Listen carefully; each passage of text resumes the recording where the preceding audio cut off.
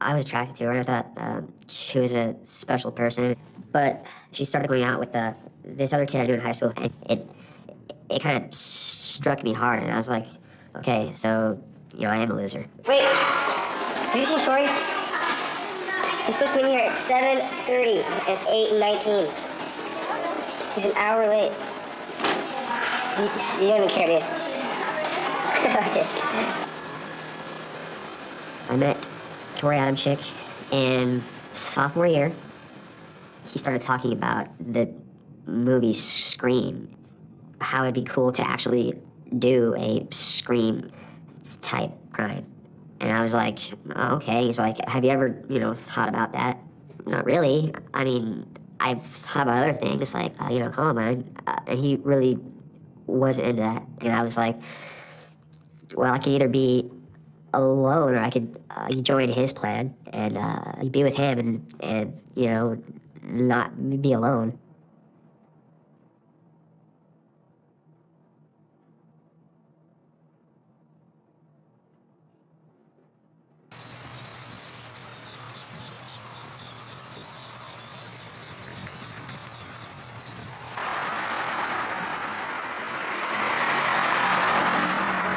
Tori got here, it was about 8 months where we would come up every 3 weeks, and we'd leave right after work on Friday, drive up all night, come stay in the hotel.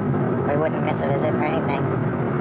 Tori's a good kid, and we enjoy the visits. We have a good time, and Tori's the same person he was before he went in.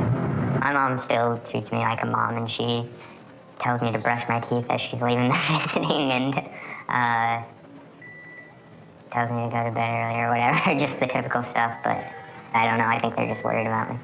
Just another good kid. Tori's a good kid, and Tori's just a kind person, and we're still family. He's still every bit as much a part of our family as before. I remember the first article I read about my case.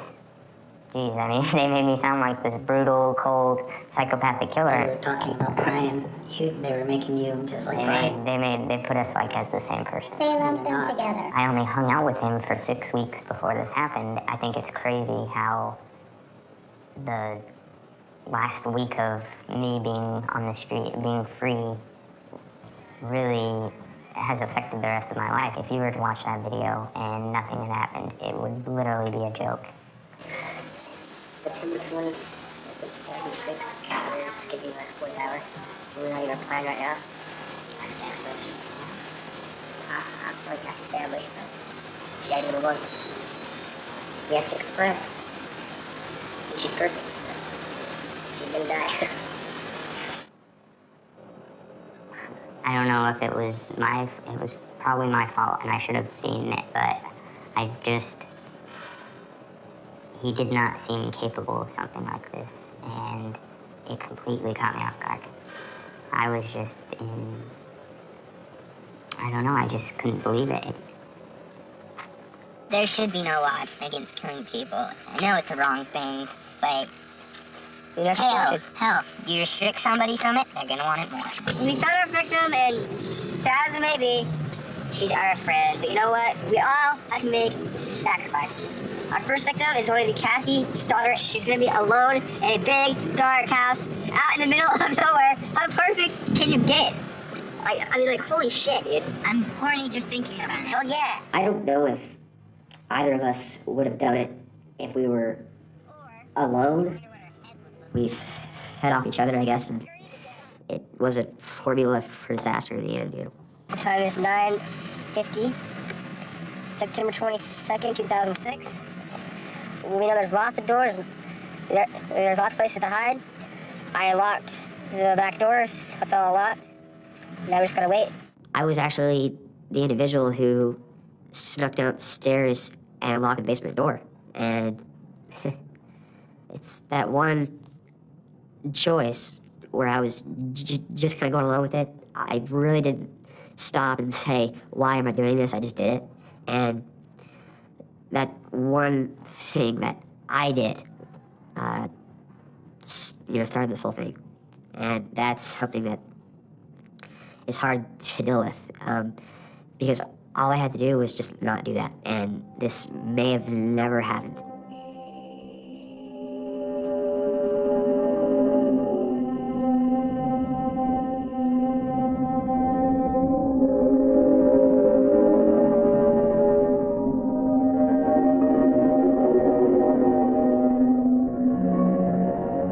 Cassie's there alone, and we both have masks on. He walks up and he tells me, you do something scary, it's gonna freak her out. And I'm like, okay. And so I grab a door and I open it and I slam it. And then we just kind of go into the room and the crime happens. And we stab her. I really don't have a lot of vivid memories of the actual incident. I have what they call flashbulb images of that. She's breathing hard and her eyes are open and she's looking off someplace else. And then I remember somebody, like, she wasn't screaming, but in my head I can hear that. And I know she screamed before it happened to her. And but in my memories I have, she's screaming. When it did happen, I was just too shocked to do anything, and I just ran from it and hid from it, and I made a lot of mistakes.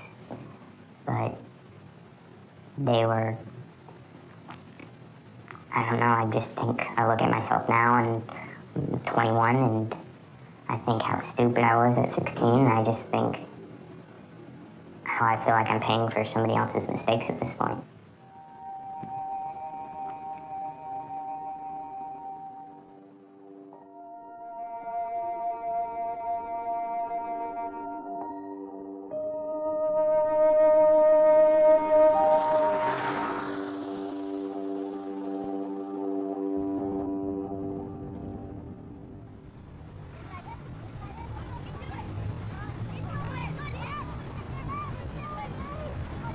When I was 13 years old, I had a friend who was over. He was hanging out in the house, and my mom just went left on me. He said, "Man, your mom's really a bitch. You should kill her." And I mean, I didn't really take it seriously, but that's the first time the thought was planted in my head. And I started escaping into that daydream. When things got really bad, I can say, oh yeah, one day they're gonna be gone. In the early morning hours of December 17th, 15-year-old Jacob Eind slaughtered his mother and stepfather in their Woodland Park home with the help of a friend. Jacob Eind reportedly tried to block out the screaming. His appearance is that of a studious prep school student. But they say Jacob Eind was cold and cruel, that he recruited schoolmate Gabriel Adams to do the job. The kid was Looney Tunes, and I just knew he would help, so I asked for his help.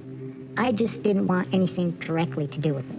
I just wanted the problem solved, things to be gone. I didn't want to see it, I didn't want to hear it. I wanted nothing to do with it. I just wanted them gone, and that's what I thought would happen. I was sleeping when I heard the gunshots go off. The 22 that I gave Gabriel really didn't have enough of a punch to get the job done. Went down the hall and saw their doors open to their bedroom. It was like 1 o'clock in the morning, and I saw my stepdad. He was bleeding, and he said he'd been shot. So I went back to my room. I got some pepper spray, and I came back and I sprayed him with the pepper spray. My mom and stepdad, and I went into their bathroom and closed the door. And I figured, okay, maybe this can end. Maybe this can be over by now. And it kept going and going. I couldn't see anything, but I heard that there was still a ruckus, and I just wanted it to be over. And so eventually the 357 was in the closet in the bathroom, and I grabbed that. I loaded it with one bullet, and I opened up the door, and I saw my stepdad there, slumped kind of against the wall, and I shot him in the head, and he fell over. I turned around, went back, put another bullet, and my mom was there. I shot at her and I missed her. And so I turned around, went back, put another bullet, and went to shoot her again, and she asked me why, because at that point it dawned on her what was going on, and I told her because she was cruel. And I shot her. She fell over.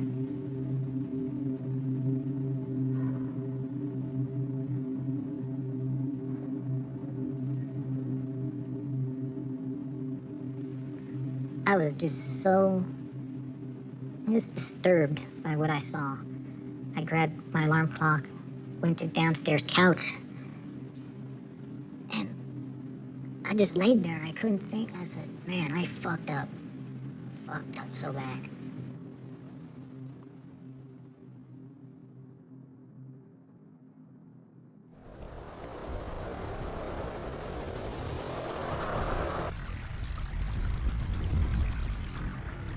Brian didn't want us to know how much pain he was in. And he kept that very, very separate from our life with him and the family's life with him. He just didn't want us to know how much pain he was in. That's the thing that kept us up at night the most for the longest amount of time, is trying to remember something that we missed. We adopted Brian at birth. When I think about our relationship and how strong of a relationship we had with Brian and how good of a relationship we had with Brian, if you walked into our house back then, we were normal. And why we didn't recognize that we had such a problem is horrific and something we still cannot bear.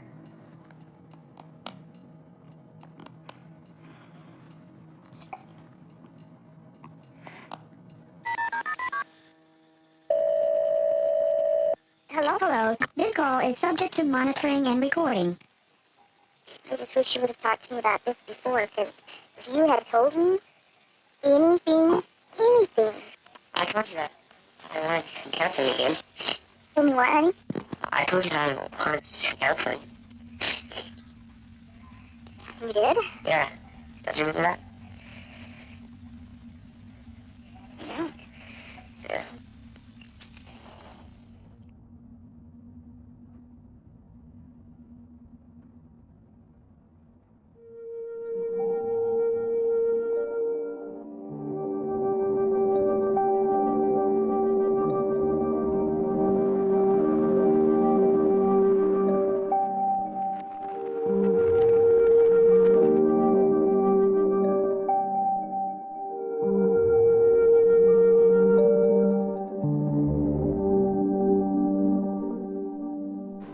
On November 6, 2002, Stacy and Gary Alflin were shot to death in what many say was the couple's dream home. In opening statements, prosecutors painted the killers as cold-blooded who, quote, killed for fun, maintaining that Josiah Ivy acted as the gunman.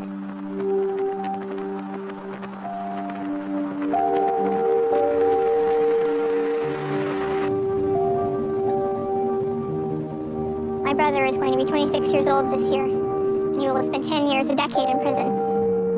And it's a commitment to stay in somebody's life with that circumstance. The majority of families forget about them.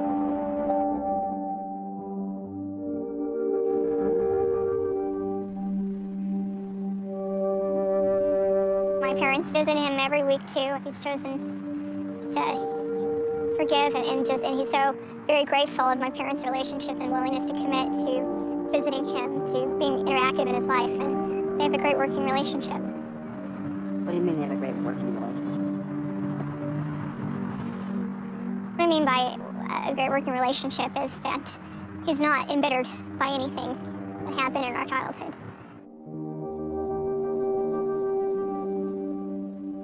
Do you remember any physical or sexual abuse? Was there any of that going on? You know, my parents spanked us when we were kids.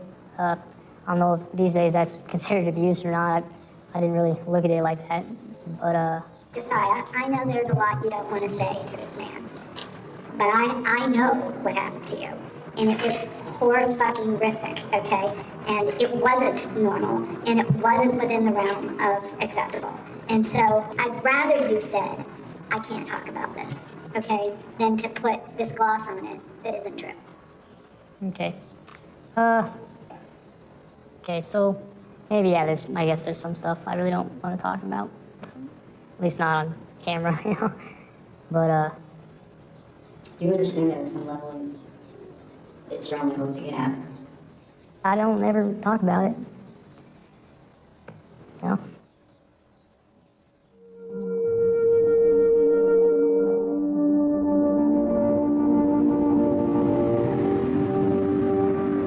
As far as our childhood, it was.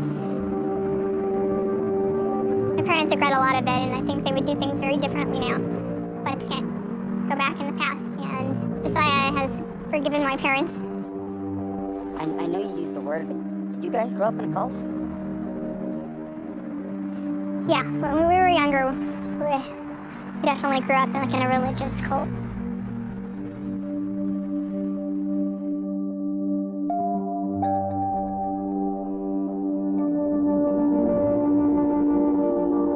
I'll tell you, I don't think, I don't like remembering our old home. And at the end there, before Josiah was going to be sent away, you walk in every room and you have memories of things that you'd rather not have.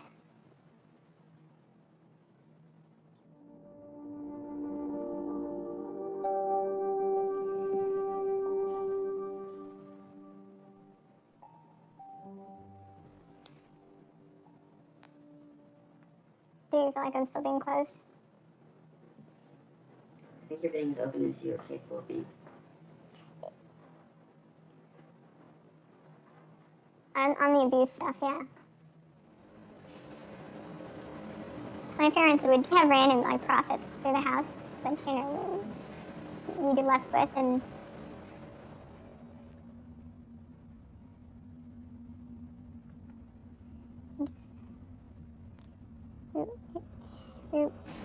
we could have been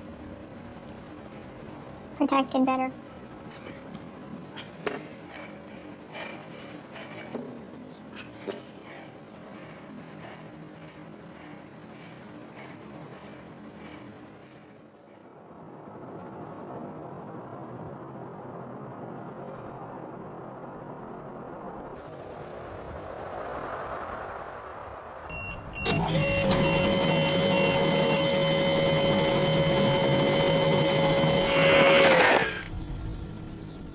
How old were you when your stepfather molested you? 4, 4, 5, 6. A little bit of it. I mean, it's still something very easy to run away from and not address and not confront.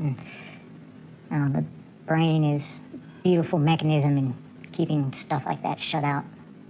How long did it go on for? And did your mom know about it? Did you ever tell him about it? No, God, no. I never told anybody about it. Can I ask what they would do? It's not really something I like talking about at all. He would have us get undressed, then tell us to start to masturbate. And after he was done, he would get dressed and say, "You're so f***ing dirty. Don't take a shower." How do you treat a kid like a piece of shit? How do you do that to him? I can't wrap my brain around that. I mean, just the cruelty of it. My mom used to give me enemas when I was like 4 or 5 years old and stuff for reasons that didn't make any sense, and to me, you think back, it's like, oh, that's odd. My stepdad was the source of terror, slam me up against the wall and tell me he'd crush my head in. But that was more tolerable, really, to me than the cruelty and coldness of my mom. That filled me with more despair than anything else. I could put up with getting beat up. That's nothing. That hurts a little while, then it goes away. But being berated for 3 hours at a time, 4 hours at a time, being told how you're worthless, how you deserved what you got. When I was a little kid, and this is when I was getting molested and probably the worst abuse, My mom told me never to tell the cops anything, because if I ever called the cops, they would come and give them a medal because I was such a horrible, rotten kid who deserved what they gave me. And that stuck with me. I spoke up as much as I could. With as weak as I was at the time, I thought I was screaming from the mountaintop. No, objectively, I was making tiny whimpers. But I raised every red flag I could, and no one paid attention. I don't know, it put me in a very deep, dark place where I didn't see an option.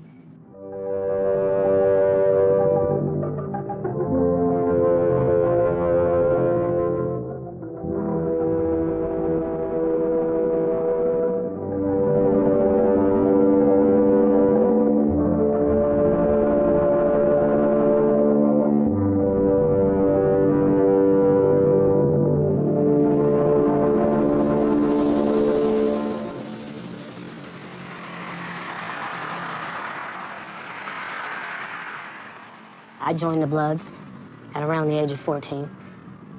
And as a Blood, it didn't really mean much of anything except selling crack, getting into some fights here and there with the Crips. But eventually, it became more serious as they started shooting at us more. We started shooting at them more often. And the first time that I ever shot a gun, I killed someone.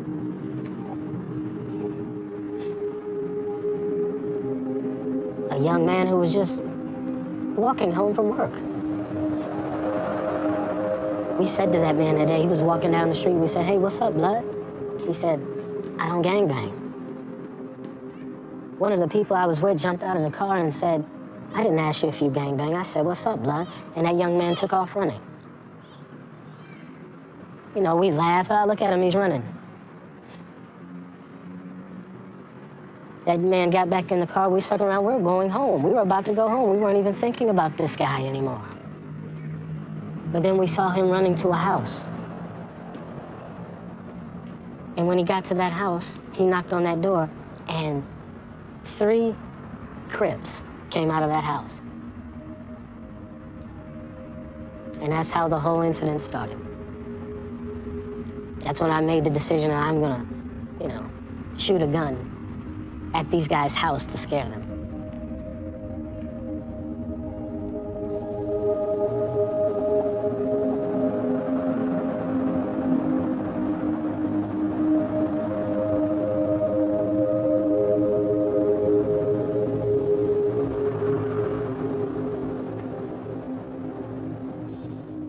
He was just a kid. I mean, at 16 years old, he was very easily influenced by his friends. Troy's much more of a follower than a leader. Yeah, who I was at that point and who I am now, it's like totally different people. But who Troy was at that age, at 16, he still didn't commit this crime. Yeah, He's not saying that. He's not saying I'm that. saying I made some mistakes and I learned from them. But your mistakes weren't anything you were charged with. They weren't the murder and the conspiracy. Yeah. That was Brian. It must be harder because you're innocent to be facing it. Yeah, I guess. It's not unusual that he would, have that response, and his parents, having that response. I mean, it's a lot to deal with. I mean, you have to accept the societal brand that you are a convicted murderer, and that is a very scary term to have affixed to your name. And so it's really hard. He wants to please his parents. He wants to go home, and his kind of behavior it's really common and it's ordinary. I think. I think what makes somebody extraordinary is when they face everything and just kind of accept it. It's a hard thing to admit, I killed Cassie Stoddard. I stabbed a 16-year-old girl to death. That's pretty hard to say.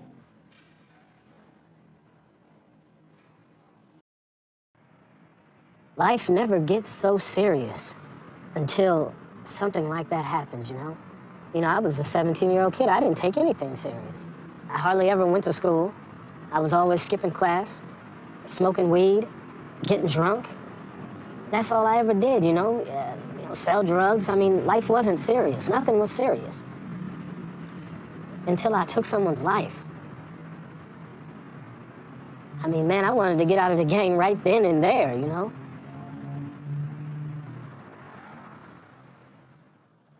When I first got here, I tried to blame others. And I met this individual in here, and he asked me what happened to my crime, and I told him, oh, I'm not exactly sure what happened. They said I killed her. I'm not even sure if I did or not. And he sat me down, and he's like, stop giving me a whole bunch of bullshit, okay? If you want my help, you have to completely be honest with me. And he taught me about how I owe a tremendous debt to Cassie's daughter, and the only way that I can even start you paying that is to, first of all, tell exactly what happened to her, and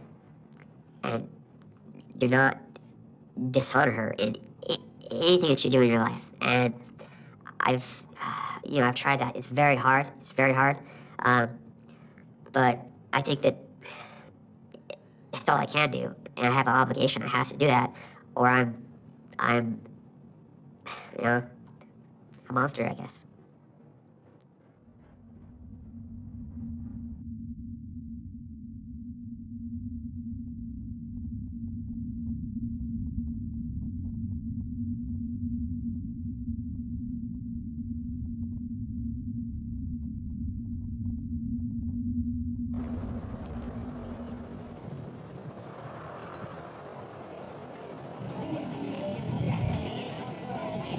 When I got to prison, I still got myself involved in certain situations that were gang-related. Still, even then, I felt like it was like clothes that didn't fit, you know? It just wasn't me, and it only took one incident in prison for me to say, I'm living the same ridiculous way I was living before I got locked up, man, and I gotta stop this. A friend of mine got into a fight with a Crip, and I went to retaliate. After it was over with, I just lined all my friends up in the gym, and I told them, I'm out. I've been studying Islam anyway, you know? And I told them that I'm going to take this way of life called Islam, I'm going to take it serious. And in order to take it serious, I can't live two lives because Allah didn't make two hearts and one breast.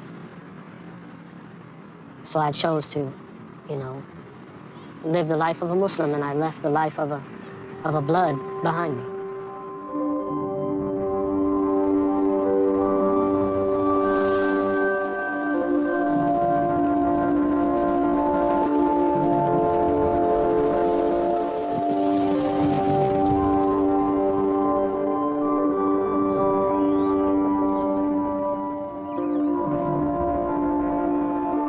When I first went to solitary confinement when I was 17, I was stuck in a cell and I couldn't run away from who I was.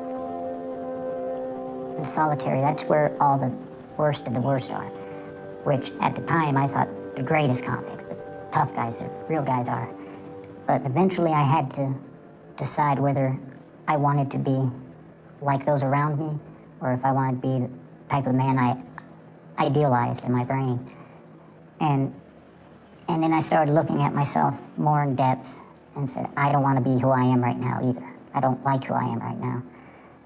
So I started going layer by layer through who I was, through how I thought, what my outlooks on life were, characteristics. And if I didn't like it, I'd work on that one thing till I got rid of it, moved to the next item. And as I learned new lessons from my studies, I'd learned to apply it into my life. Forgiveness is one of them, be a more forgiving person. To try to have empathy with others and to empathize with where they're coming from and from their situation rather than solely from judging from my own experience, which is definitely a radical change in thinking for most people. I mean, it really changed how I looked at the world and how I viewed human interactions and dealt with people. And to me, it's one of the most important lessons I've learned so far in prison. I want to have a chance at life. I understand that, Cassie can't. And I never ignore that, She's dead, and not anything is going to change that. I did something terrible, and, and there has to be consequences for that. Everything we do in life, there's always consequences. Oh man, my consequences hurt my dad, my grandma, my aunts, even my friends and neighbors at school. I had no concept that what I was doing was gonna hurt so many people. I was completely clueless about it. And it's hard for me to build up much sympathy for my mom and stepdad, though I did originally right off the bat. But for all the innocent people that were hurt, like my brother and like my family, it's almost unforgivable. And it's a weight that I tried to avoid, tried to keep off my shoulders for years. And now that I've embraced it, my driving factor is I have to make it up to them. They're the only thing in this world I give a damn about anymore. And they're the reason I want to be the best person I can be and make something of myself, is to make it up for them. I don't know, I have a lot of ambitions, and I mean, if I were to get out, I know exactly what I would do with my life, but being in here, that's all I have is just it feels like all I have is just to sit here and rot, and there's no redeeming qualities. There's nothing I can do really to alleviate any, I don't know, it's like just watching yourself decompose. It's just horrible. He's been in prison 6 years, and he's still on his first day. He hasn't progressed at all. And in the end, it's gonna hurt him in the end. Either psychologically, if he has a conscience, or in courts. They don't want to hear that you're completely innocent. He's not innocent. He's not. I'm not innocent. I'm guilty, and he's guilty, and that's where we all should start at.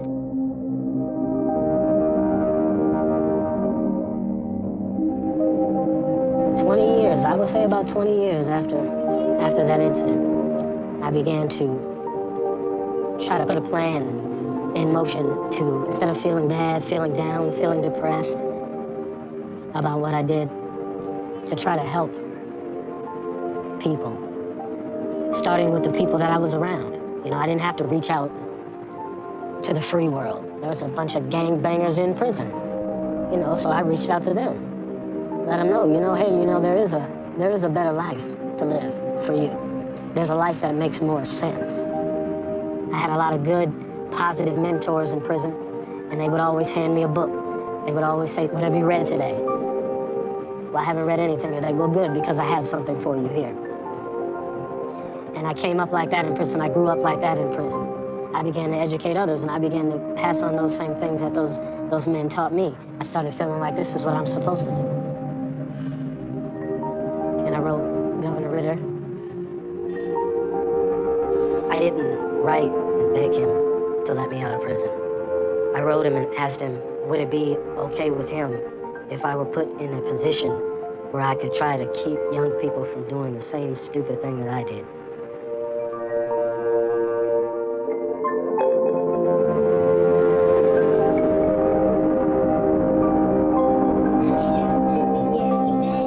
Son was convicted of first-degree murder when he had just turned 17. Brain just wasn't mature enough. I thank God that I'm not judged permanently on how I acted when I was 16. We need to fairly assess mitigating factors in some of these juvenile cases, and we need to fairly assess who that person is today.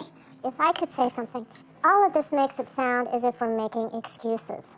A life was taken. We cannot mitigate that, and we cannot say somehow it's okay, because whether this kid was 15 or they're 35, somebody was killed. But I think we have to look beyond that, and that's where Charlotta comes in. Charlotta Evans lost her 3-year-old son, Kason, to 2 juvenile lifers in a drive-by shooting. Let Charlotta tell her story. Hello, thank you, Mary Ellen. 17 years ago, my 3-year-old son, Kason Evans, was killed in a drive-by shooting. 21 bullets were fired. 1 bullet entered the back window, entered into his temple, shattered his brainstem. So the paramedics showed up. Right when they came into the house where we were standing, Kason took his last breath in my arms.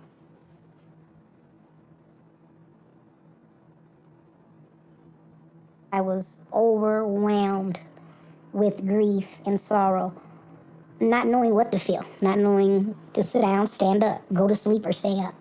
You're just consumed with sorrow. I knew they were teenagers, but I wanted justice. Years are going by. One of the shooters, his mother, came to me after 11 years and asked me would I beg her pardon. Would I pardon her son and her for these deeds that they've done? And I'm like, wow, are you kidding? No. And I just walked away. I began to argue with God. I began to cry and argue with God, like, what is wrong with these people? They still don't get it. I would not forgive anybody, and I'm angry about this. Right there, I recognize the presence of the Lord, the Spirit of God, saying, would you forgive? My heart began to soften and have compassion, where I found myself crying and praying and literally weeping for who they really were and what has happened to them in their lives that caused this act of violence, this emptiness within themselves. This could actually be my very own son. My surviving son was, at this time, 16 and 17, and this could very well have been him. So I pretty much put myself in the place of the offender and the offender's family. The guilt and the shame is there for the offender's family. My whole family, we won't ever be able to understand what the victims' families go through, but our whole family hurts.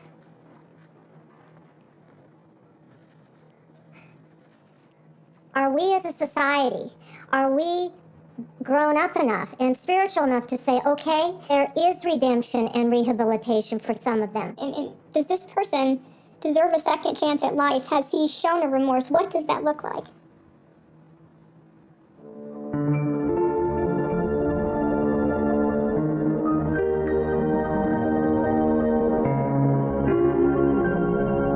I made terrible decisions that they're the worst I've ever made.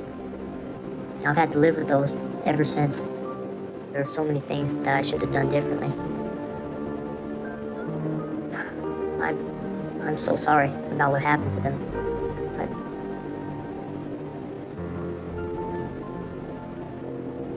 I don't know.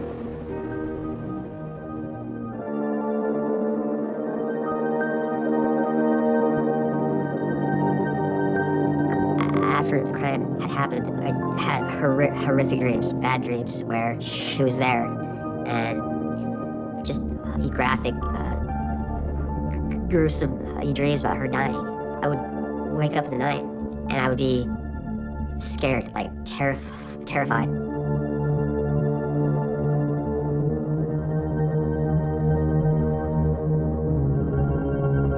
Now I have dreams of her at school, and everything's, good.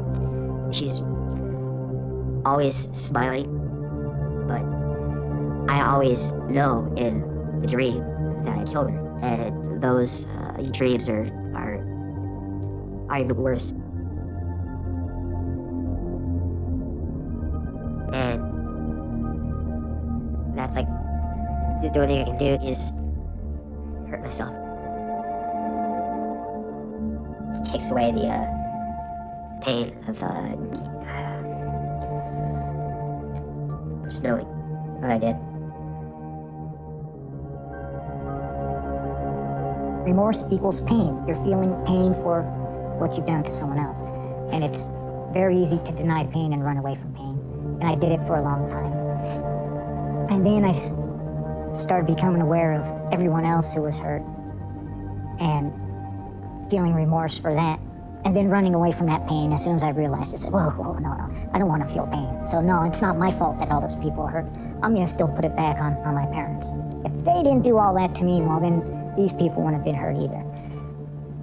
And it took probably close to a decade before I could have the strength to stop and say, no, my fault. What makes so much of it worse now, thinking back to my childhood, is now that I'm a grown man, I've seen kids, I've seen the relationship supposed to be with your parents. Obviously, they had to have been mentally ill. You know, they're passing down garbage from their past. You know, it's a cycle. They had their own issues that led into it, that lessened their culpability. And when you start thinking about that, it's like, wait a minute, they didn't deserve what happened to them that caused them that way. And it starts feeding into itself, and it's like, wow, if I'm gonna say I deserve another shot because I was screwed up and I didn't, you know, I was made to be who I am, then I have to have the same amount of empathy for them and what they went through that made them into who they were.